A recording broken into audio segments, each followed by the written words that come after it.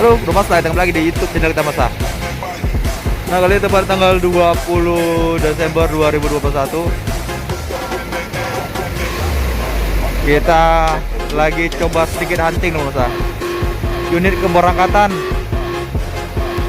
untuk Senin malam atau malam Selasa tanggal 20 Desember 2021 Mas. Nah, ini satu unit dari PO Jasa Rayu Gempung nih Mas. Dari The Sultania dengan seat 11 sudah mulai meninggalkan terminal Depo Abad Aceh. Dan di samping kanan saya ini ada unit dari PO Putra Pelangi dengan julukan Dom Toretto Bro. Nah, ini situasi hujan Bro. Nampak hujan lumayan deras ya.